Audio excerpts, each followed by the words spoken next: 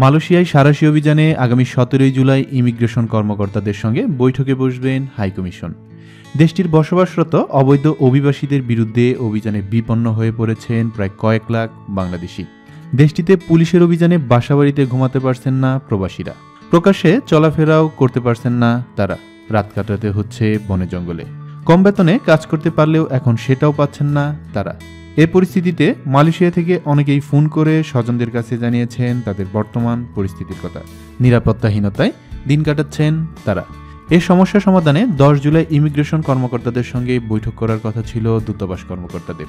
আজ সকালে ইমিগ্রেশন বিভাগ জানিয়েছেন 10 জুলাইয়ের পরিবর্তে আগামী সোমবার অর্থাৎ 17 জুলাই ইমিগ্রেশন বিভাগের কর্মকর্তারা চলমান সমস্যা সমাধানে বাংলাদেশ দূতাবাস কর্মকর্তাদের সঙ্গে আলোচনায় বসবেন।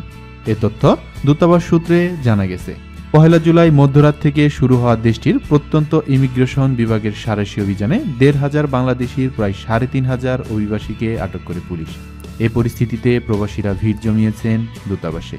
সোমবার সরজমিনে দেখা গেছেন মালয়েশিয়ায় বাংলাদেশ দূতাবাসে হাজার হাজার শ্রমিকদের সমাগম। কেউ জানতে আসতেন সর্বশেষ পরিস্থিতি, আর কেউ জানতে আসতেন নতুন পাসপোর্ট করতে। এদিকে দূতাবাসের কর্মকর্তারাও প্রবাসীদের সেবা প্রদানে সচেষ্ট। অভিযানের সময় যারা নানা কারণে মালয়েশিয়ায় ঢোকার চেষ্টা করছেন তাদের সন্দেহ হলেই জেলে দেওয়া হচ্ছে।